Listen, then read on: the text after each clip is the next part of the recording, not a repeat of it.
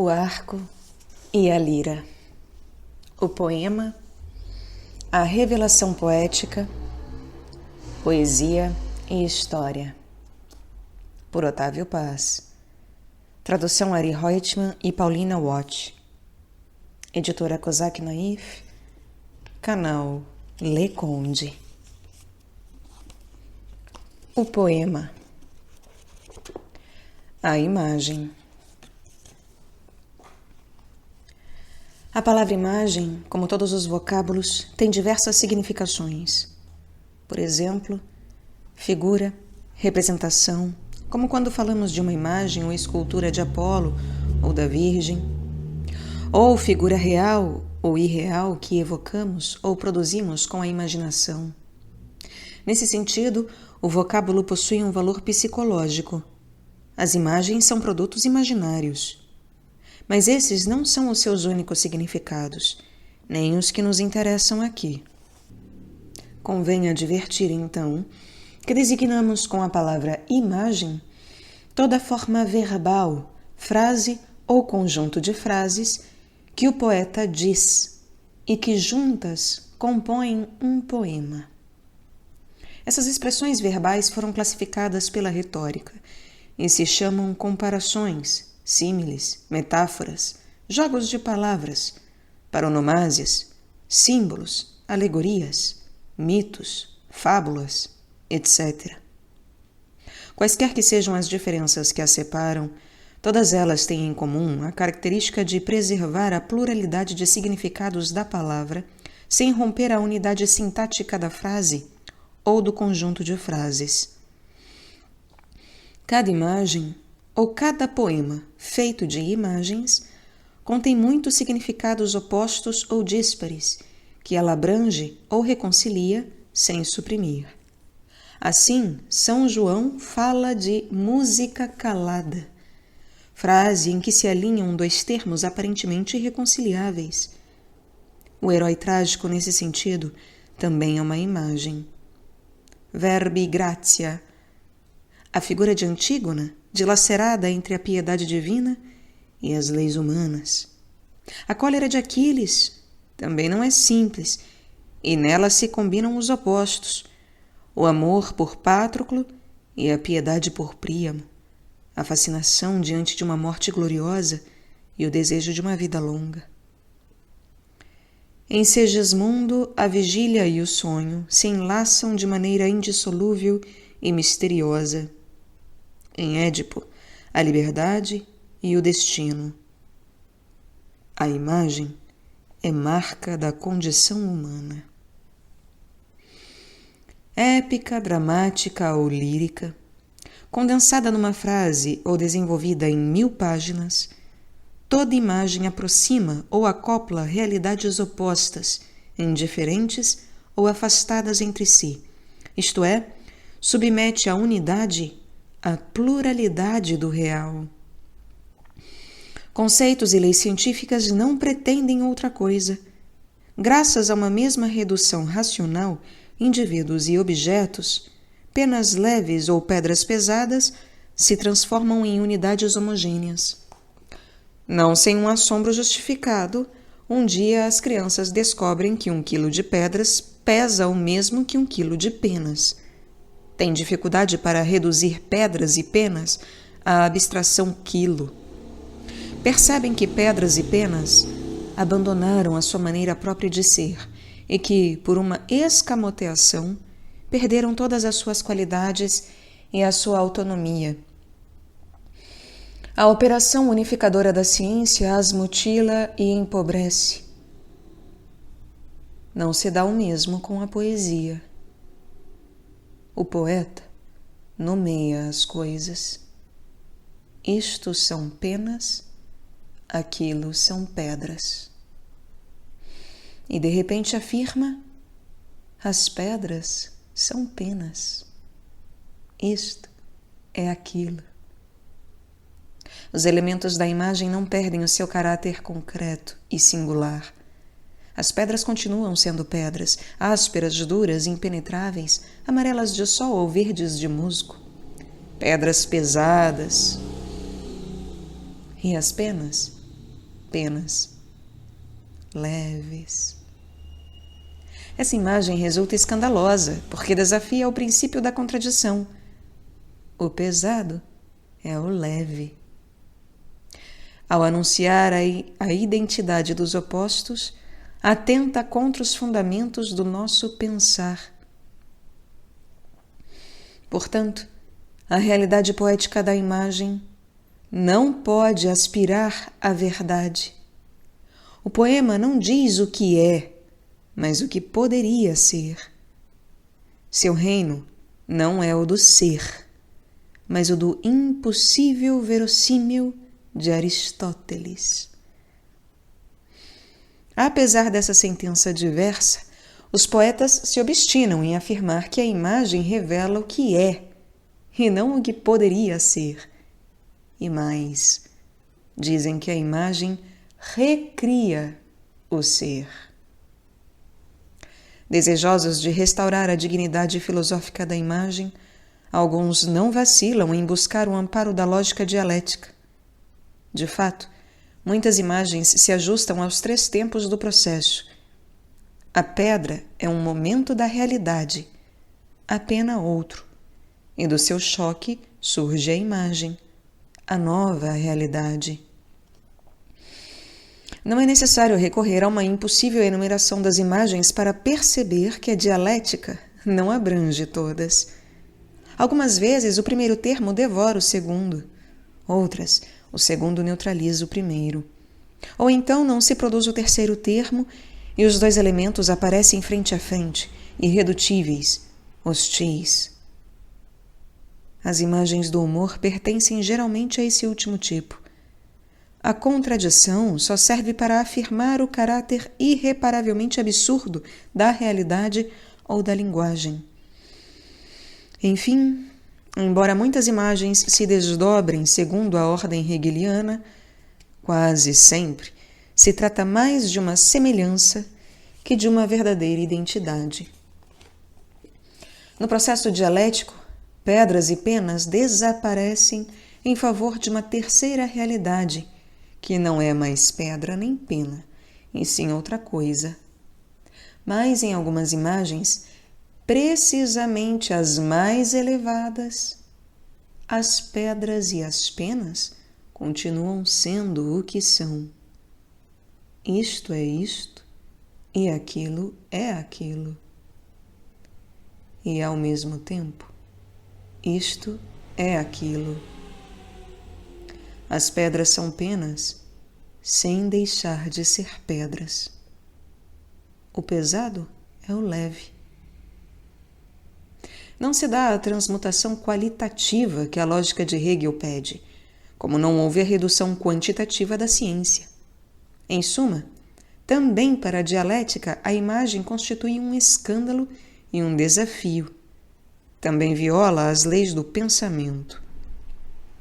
A razão dessa insuficiência, porque é uma insuficiência não poder explicar algo que está aí, diante dos nossos olhos, tão real como o resto da chamada realidade, talvez consista em que a dialética é uma tentativa de salvar os princípios lógicos, especialmente o da contradição, ameaçados por sua incapacidade cada vez mais visível de digerir o caráter contraditório da realidade.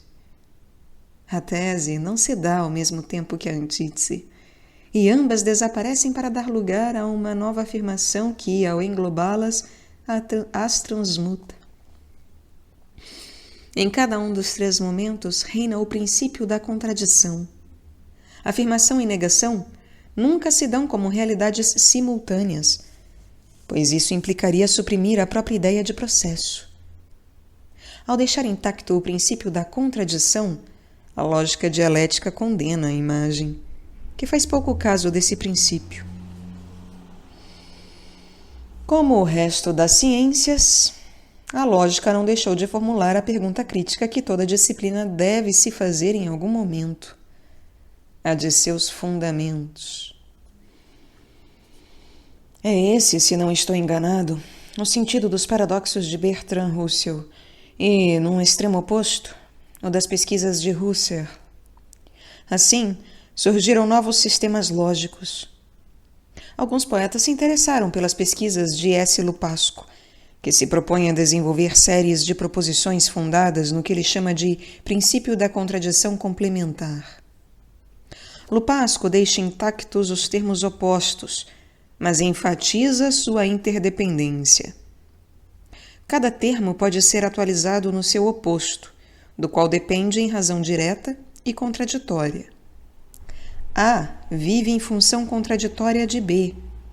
Cada alteração em A produz, consequentemente, uma modificação em sentido inverso em B. Negação e afirmação, isto e aquilo, pedras e penas, se dão simultaneamente e em função complementar do seu oposto. O princípio da contradição complementar absolve algumas imagens, mas não todas. O mesmo talvez pode-se dizer de outros sistemas lógicos. Pois bem, o poema não apenas proclama a coexistência dinâmica e necessária dos opostos, mas sua identidade final. E essa reconciliação, que não implica redução nem transmutação da singularidade de cada termo, é um muro que até agora o pensamento ocidental se recusou a pular ou a perfurar. Desde Parmênides, o nosso mundo é o mundo da distinção nítida e taxativa entre o que é e o que não é. O ser não é o não ser. Esse primeiro desarraigamento, pois significou arrancar o ser do caos primitivo, constitui o fundamento do nosso pensar. Sobre essa concepção se construiu o edifício das ideias claras e distintas que, se por um lado ensejou a história do Ocidente, por outro lado condenou a uma espécie de ilegalidade toda a tentativa de captar o ser por vias que não sejam as desses princípios. Mística e poesia viveram assim uma vida subsidiária, clandestina e diminuída. O dilaceramento foi indizível e constante. As consequências desse exílio da poesia ficam a cada dia mais evidentes e apavorantes. O homem é um desterrado do fluir cósmico e de si mesmo. Pois ninguém mais ignora que a metafísica ocidental termina num solipsismo. Para rompê-lo, Hegel volta a Heráclito. Sua tentativa não nos devolveu a saúde. O castelo de cristal de rocha da dialética se revela afinal um labirinto de espelhos. Husserl examina todos os problemas outra vez e proclama a necessidade de voltar aos fatos. Mas o seu idealismo também parece desembocar num solipsismo. Heidegger regressa aos pré-socráticos para fazer a mesma pergunta que Parmênides fez e encontrar uma resposta que não imobilize o ser. Ainda não conhecemos a última palavra de Heidegger, mas sabemos que sua tentativa de encontrar o ser na existência esbarrou em um muro. Agora, como mostram alguns dos seus últimos escritos, ele se volta para a poesia. Seja qual for o desenlace de sua aventura, a verdade é que, desse ângulo, a história do Ocidente pode ser vista como a história de um engano, um extravio, no duplo sentido da palavra. É que nos afastamos de nós mesmos ao perder-nos no mundo. Precisamos começar de novo. O pensamento oriental não padeceu esse horror ao outro, ao que é e não é ao mesmo tempo. O mundo ocidental é o mundo do isto ou aquilo. O oriental, o do isto e aquilo. E até o isto é aquilo. O Upanishad mais antigo já afirma sem reticências o princípio da identidade dos opostos. Você é mulher, você é homem. Você é o rapaz e também a donzela. Você, como um velho, se apoia num cajado. Você é o pássaro azul escuro e o verde de olhos vermelhos. Você é as estações e os mares.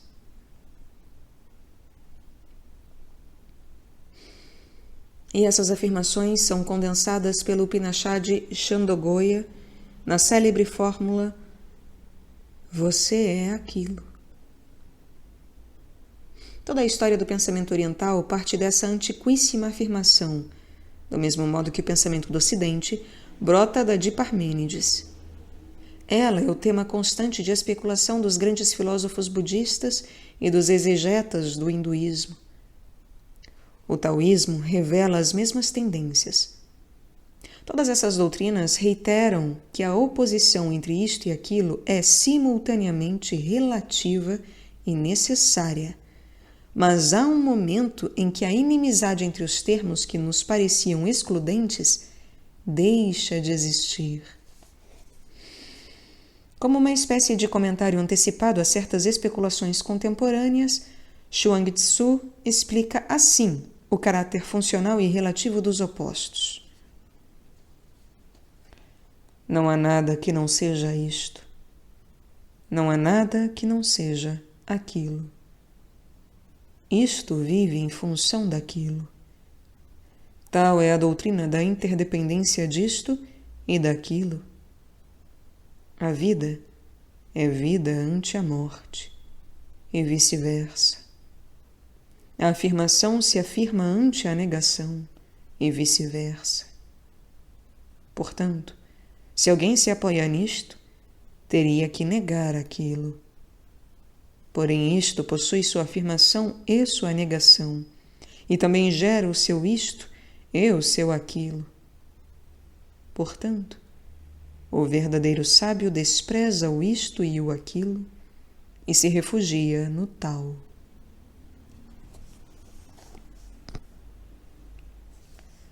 Há um ponto em que isto e aquilo, pedras e penas, se fundem.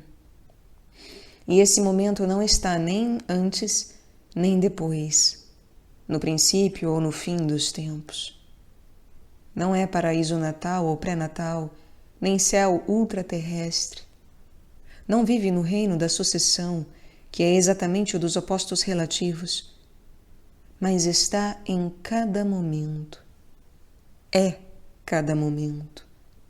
É o próprio tempo se gerando, emanando, abrindo-se para um acabar que é um contínuo começar. Jorro, fonte. Ali, no cerne do existir, ou melhor, do existindo-se, pedras e penas, o leve e o pesado, nascer e morrer, ser-se, são uma coisa só. O conhecimento que as doutrinas orientais nos propõem não é transmissível em fórmulas ou raciocínios. A verdade é uma experiência e cada qual deve enfrentá-la por sua própria conta e risco. A doutrina nos mostra o caminho, mas ninguém pode percorrê-lo por nós. Daí a importância das técnicas de meditação. A aprendizagem não consiste na acumulação de conhecimentos, mas na afinação do corpo e do espírito. A meditação não nos ensina nada, exceto a esquecer todos os ensinamentos e renunciar a todos os conhecimentos. Ao fim dessas provas, sabemos menos, mas estamos mais leves. Podemos empreender a viagem e enfrentar o olhar vertiginoso e vazio da verdade. Vertiginosa em sua imobilidade, vazia em sua plenitude. Muitos séculos antes de Hegel descobrir a equivalência final entre um nada absoluto e o pleno ser, os Upanishads tinham definido os estados de vazio como instantes de comunhão com o ser. O estado mais elevado se atinge quando os 5 instrumentos do conhecer ficam quietos e juntos na mente, e esta não se move. Pensar é respirar. Prender o fôlego e interromper a circulação da ideia. Criar o vazio para que o ser aflore. Pensar é respirar, porque pensamento e vida não são universos separados, mas vasos comunicantes. Isto é aquilo. A identidade última entre o homem e o mundo. A consciência e o ser e a existência é a crença mais antiga do homem e raiz da ciência e da religião, da magia e da poesia. Todas as nossas iniciativas se destinam a encontrar o velho caminho, a via de comunicação esquecida entre os dois mundos. A nossa busca tende a redescobrir ou a verificar a correspondência universal dos opostos, reflexo da sua original identidade. Inspirados nesse princípio, os sistemas tântricos concebem o corpo como metáfora ou imagem do cosmos. Os centros sensíveis são nós de energia, confluências de correntes estelares, sanguíneas, nervosas. Cada uma das posturas dos corpos abraçados é signo de um zodíaco regido pelo triplo ritmo da seiva, do sangue e da luz. O templo de Karnak é coberto por uma delirante selva de corpos enlaçados. Esses corpos também são sóis que se levantam do seu leito de chamas, estrelas que se acoplam. A pedra arde, as substâncias apaixonadas se entrelaçam. As núpcias alquímicas não são diferentes das humanas. Po Shui nos conta num poema autobiográfico que In the middle of the night, I stole a furtive glance. The two ingredients were ineffable embrace. Their attitude was most unexpected. They were locked together in the posture of man and wife, intertwined as dragons, coil with coil. No meio da noite, lancei um furtivo olhar. Os dois ingredientes estavam em afável abraçar. Sua atitude era a mais inesperada. Estavam presos um ao outro na posição de esposo e esposa, entrelaçados como dragões, anel a anel. Para a tradição oriental, a verdade é uma experiência pessoal. Portanto, em sentido estrito, é incomunicável. Cada um deve começar a refazer sozinho o processo da verdade, e ninguém, exceto aquele que empreende a aventura, pode saber se chegou ou não à plenitude, à identidade com o ser. O conhecimento é inefável. Às vezes, esse estar no saber se manifesta como uma gargalhada, um sorriso ou um paradoxo. Mas o sorriso também pode indicar que o adepto não encontrou nada. Todo conhecimento se reduziria então a saber que o conhecimento é impossível. Uma e outra vez os textos se entregam a esse gênero de ambiguidades. A doutrina se resolve como silêncio. O tal é indefinível e inominável. O tal que pode ser nomeado não é o tal absoluto. Nomes que podem ser pronunciados não são os nomes absolutos. Chuang Tzu afirma que a linguagem, por sua própria natureza, não pode expressar o absoluto, dificuldade que não é muito diferente da que tira o sono dos criadores da lógica simbólica. Tal não pode ser definido. Aquele que conhece não fala, Aquele que fala não conhece. Portanto, o sábio prega a doutrina sem palavras. A condenação das palavras decorre da incapacidade da linguagem para transcender o mundo dos opostos relativos e interdependentes, do isto em função do aquilo. Quando alguém fala em captar a verdade, pensa nos livros, mas os livros são feitos de palavras. As palavras, claro, têm um valor. O valor das palavras reside no sentido que elas escondem. Pois bem, esse sentido não passa de um esforço para alcançar algo que não pode ser alcançado realmente pelas palavras. Arthur Waley. De fato, o sentido aponta para as coisas, assinala-as, mas nunca as alcança. Os objetos estão além das palavras. Apesar da sua crítica à linguagem, Chuang-Tzu não renunciou à palavra. O mesmo acontece com o Zen budismo, doutrina que se funda em paradoxos e em silêncio, mas à qual devemos duas das mais altas criações verbais do homem, o teatro No e o Haikai de Basho. Como explicar essa contradição? Chuang-Tzu afirma que o sábio prega a doutrina sem palavras. Pois bem, o taoísmo, ao contrário do cristianismo, não acredita nas boas ações, tampouco nas más. Simplesmente não acredita em ações.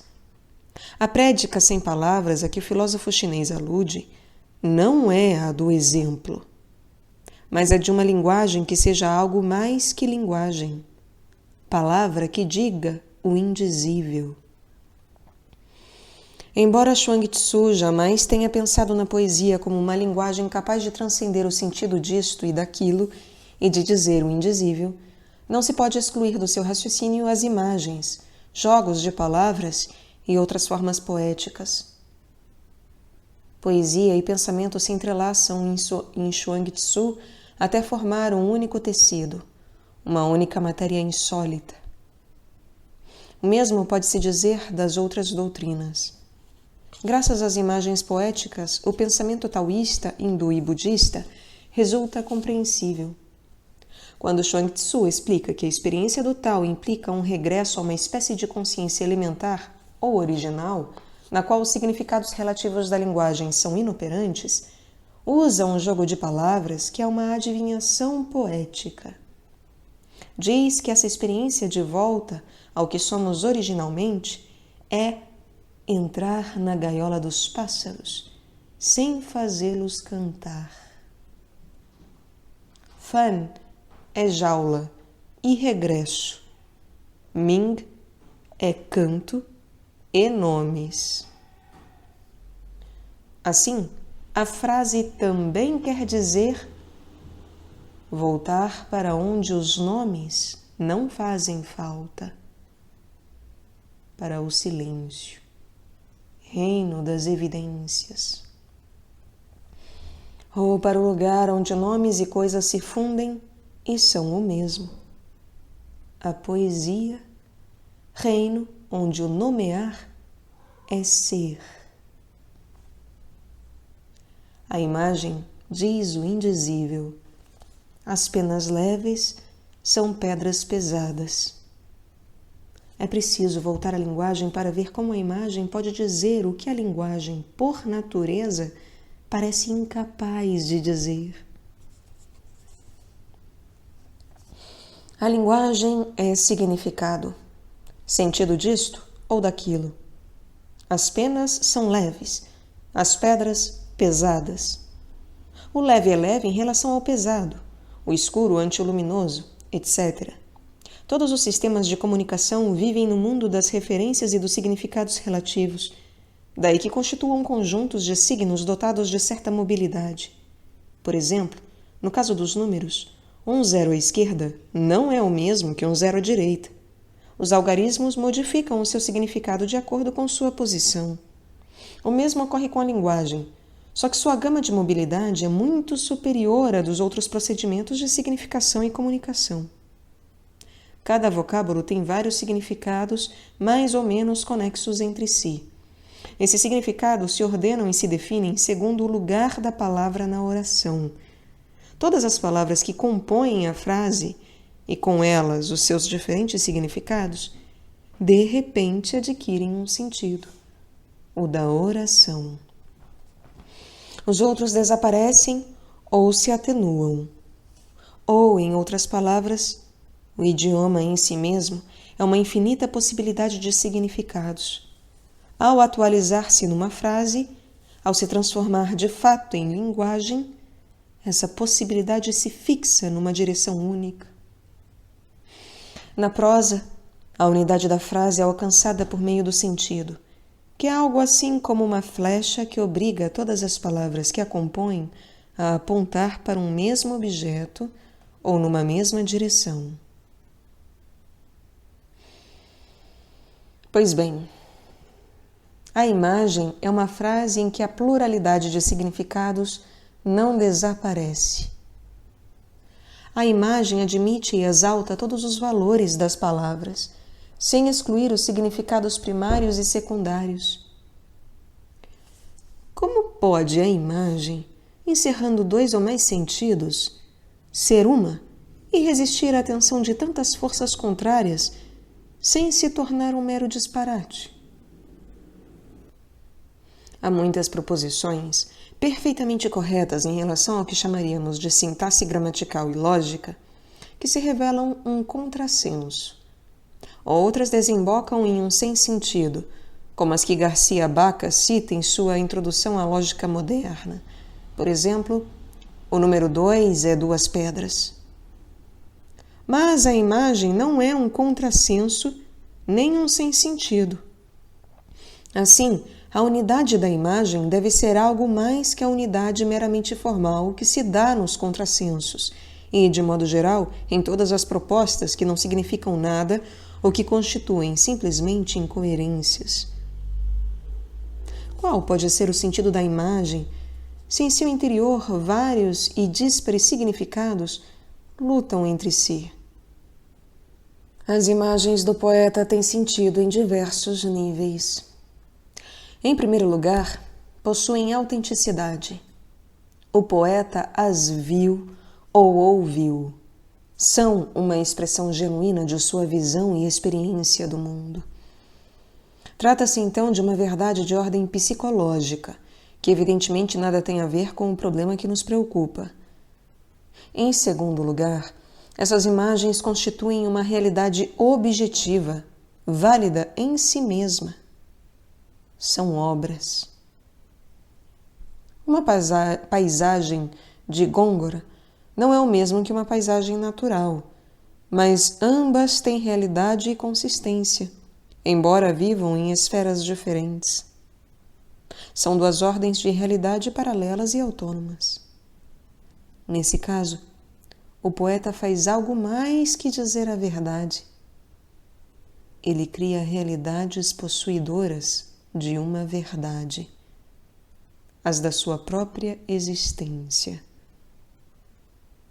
As imagens poéticas têm sua própria lógica, e ninguém se escandaliza se o poeta diz que a água é cristal, ou que a aroeira é prima do salgueiro.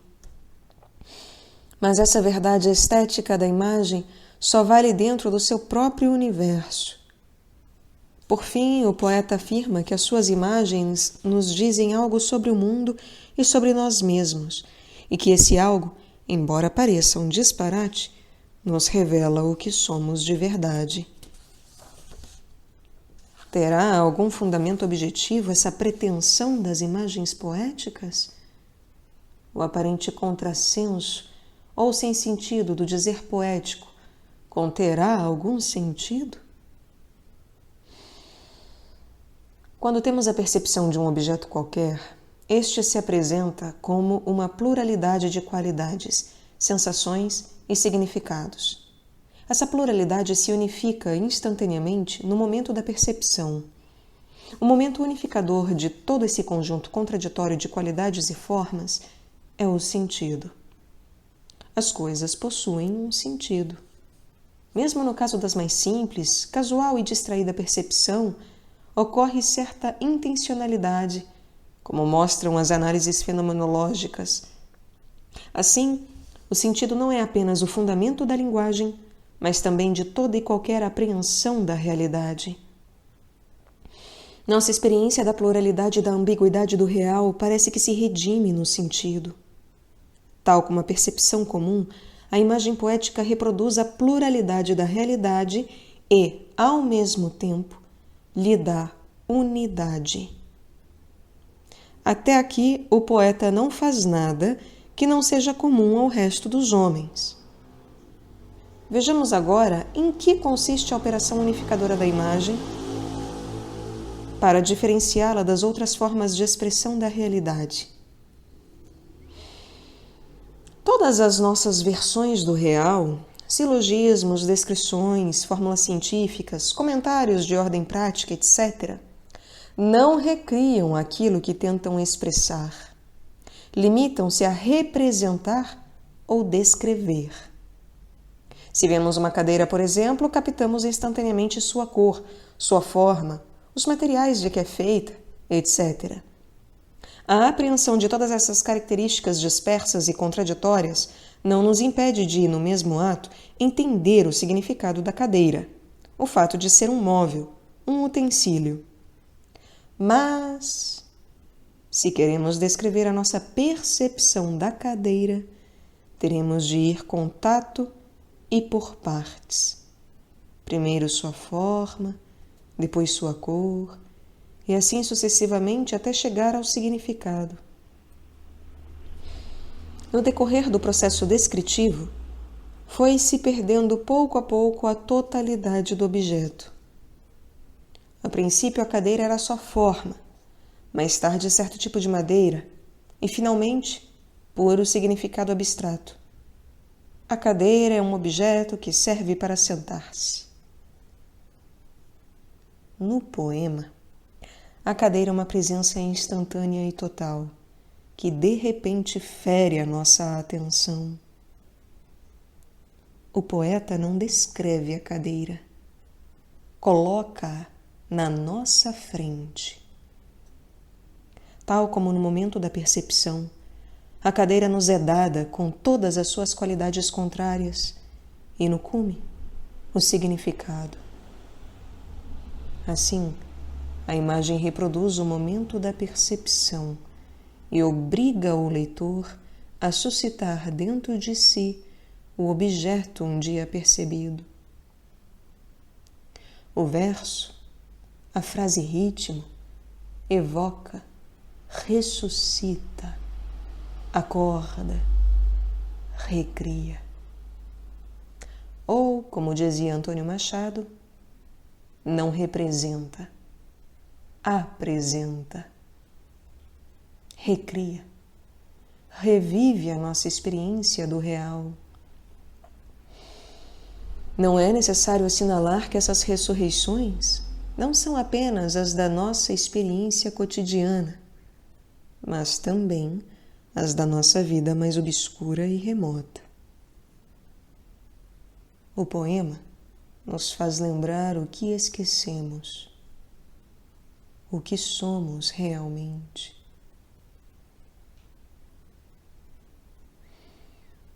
A cadeira é muitas coisas ao mesmo tempo. Serve para sentar-se, mas também pode ter outros usos. E outro tanto acontece com as palavras. Quando reconquistam a sua plenitude, elas voltam a adquirir os seus significados e valores perdidos.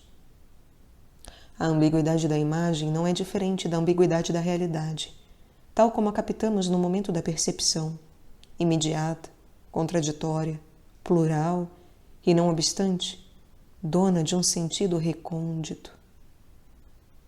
Graças à imagem, se produz uma imediata reconciliação entre o nome e o objeto, entre a representação e a realidade. Portanto, o acordo entre o sujeito e o objeto se dá com bastante plenitude. Tal acordo seria impossível se o poeta não usasse a linguagem, e se essa linguagem, em virtude da imagem, não recuperasse a sua riqueza original. Mas essa volta das palavras à sua natureza primeira, ou seja, à sua pluralidade de significados, é só o primeiro ato da operação poética.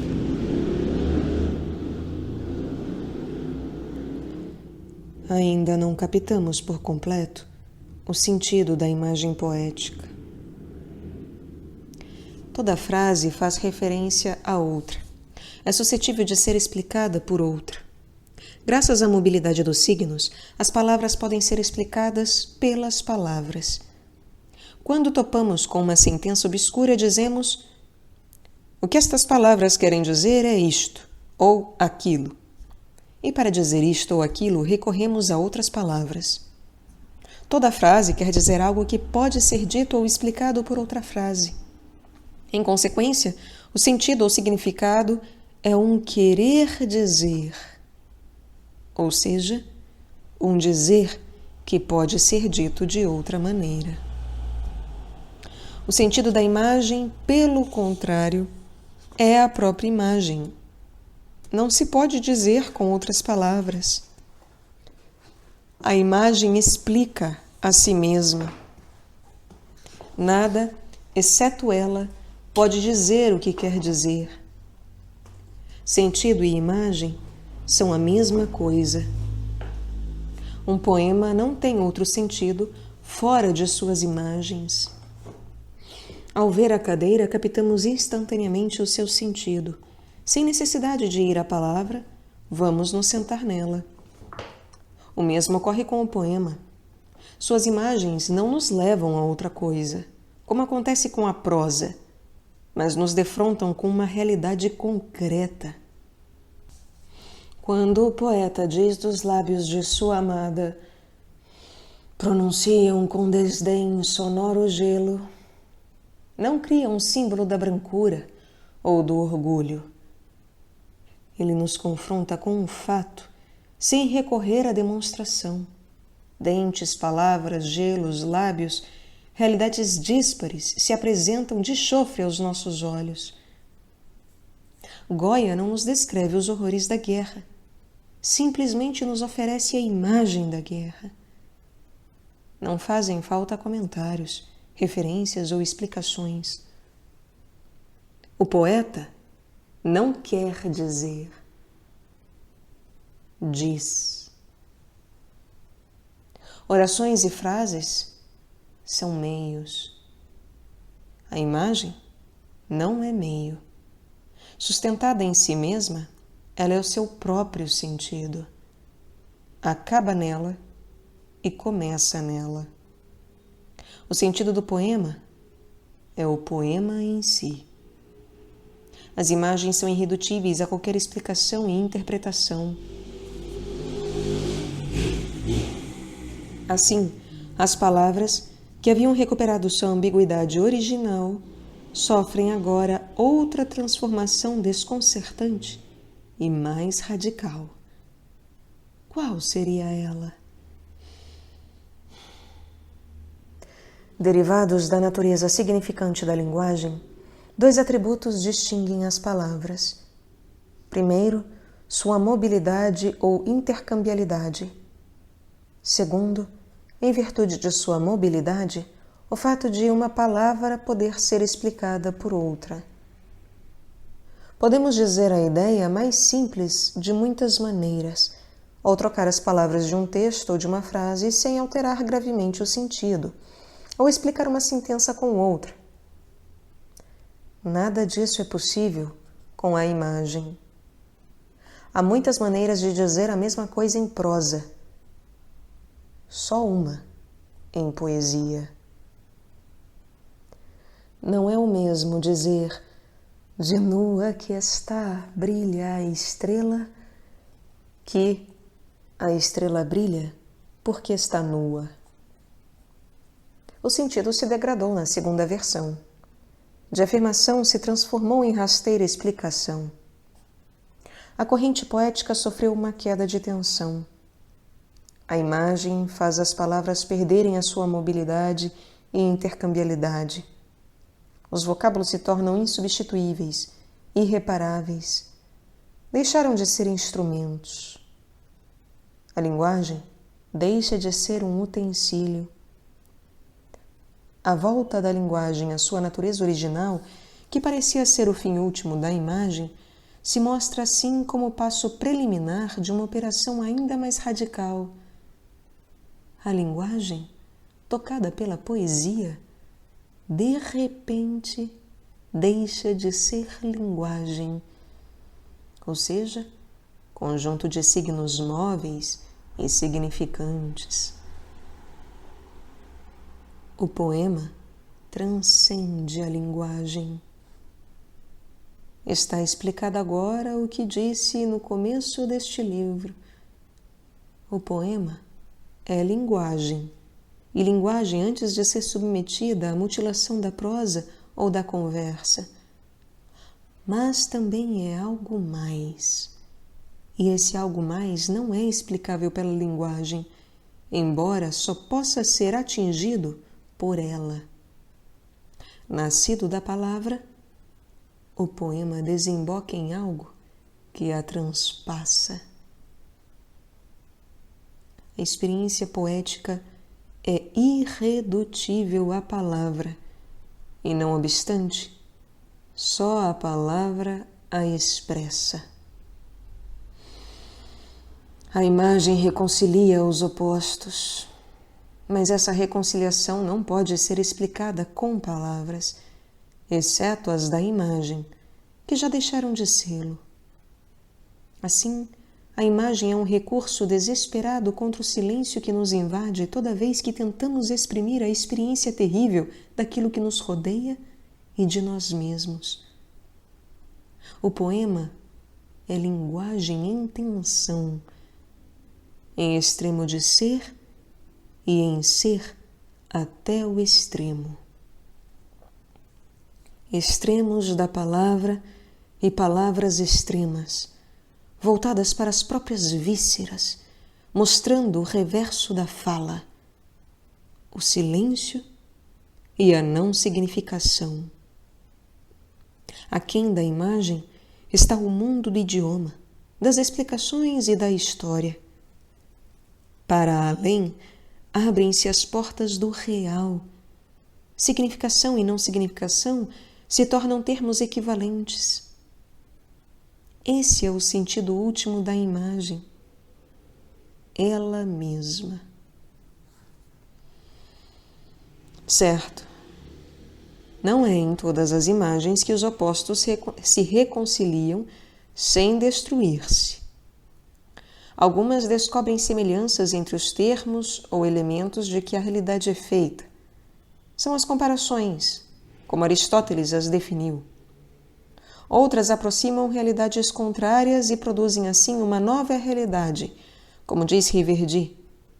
Outras provocam uma contradição insuperável ou um sem-sentido absoluto, que denuncia o caráter irrisório do mundo, da linguagem e do homem. A essa espécie pertencem os disparos do humor e, já fora do âmbito da poesia, as piadas. Outras nos revelam a pluralidade e a interdependência do real. Há, enfim, imagens que realizam o que parece uma impossibilidade lógica tanto quanto linguística. As núpcias dos opostos. Em todas elas, pouco visível ou totalmente realizado, se observa o mesmo processo. A pluralidade do real se manifesta ou se expressa como unidade última, sem que cada elemento perca sua singularidade essencial. As penas são pedras, sem deixar de ser penas. A linguagem, voltada para si mesma, diz o que por natureza parecia lhe escapar. O dizer poético diz o indizível. A recriminação que Chuang-Tzu faz às palavras não atinge a imagem, porque ela não é mais, em sentido estrito, função verbal. De fato, a linguagem é sentido disto ou daquilo. O sentido é o nexo entre o nome e aquilo que nomeamos.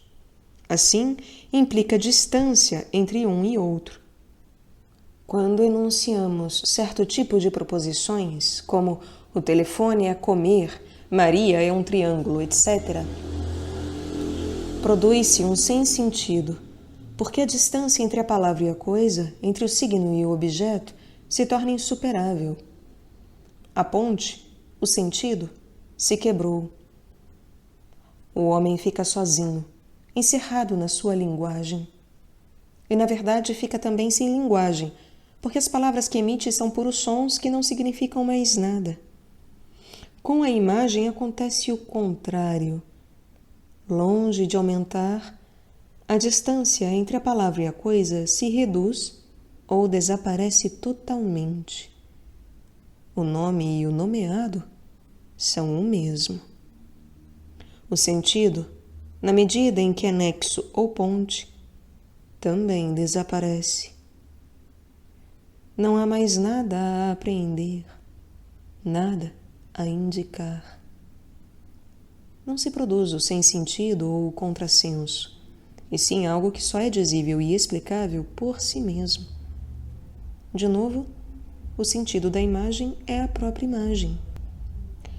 A linguagem transpassa o círculo dos significados relativos, o isto e o aquilo, e diz o indizível. As pedras são penas. Isto é aquilo. A linguagem indica, representa. O poema não explica nem representa. Apresenta. Não alude à realidade. Pretende, e às vezes consegue, recriá-la. Portanto, a poesia é um penetrar, um estar ou ser na realidade. A verdade do poema se baseia na experiência poética, que não difere essencialmente da experiência de identificação com a realidade da realidade, tal como foi descrita pelo pensamento oriental e uma parte do ocidental. Essa experiência, considerada indizível, se expressa e se comunica na imagem. E aqui enfrentamos a outra propriedade perturbadora do poema, que será examinada mais adiante. Em virtude de só ser explicável por si mesma, a maneira própria de comunicação da imagem não é transmissão conceitual. A imagem não explica. Convida a recriá-la e, literalmente, a revivê-la. O dizer do poeta se encarna na comunhão poética. A imagem transmuta o homem e o transforma por sua vez em imagem, isto é, espaço onde os opostos se fundem. E o próprio homem, dilacerado desde o nascimento, se reconcilia consigo mesmo quando se torna imagem, quando se torna outro. A poesia é metamorfose, mudança, operação alquímica, e por isso faz fronteira com a magia, a religião e com outras tentativas de transformar o homem e fazer deste e aquele o outro, que é ele mesmo. O universo deixa de ser um vasto depósito de coisas heterogêneas. Astros, sapatos, lágrimas, locomotivas, salgueiros, mulheres, dicionários. Tudo é uma imensa família. Tudo se comunica e se transforma incessantemente. Um mesmo sangue corre em todas as formas. E o homem, afinal, pode ser o seu desejo, ele mesmo. A poesia leva o homem para fora de si e, simultaneamente, o faz regressar ao seu ser original, volta-o para si. O homem é a sua imagem, ele mesmo e aquele outro. Através da frase que é ritmo, que é imagem, o homem, esse perpétuo chegar a ser, é. A poesia é entrar no ser.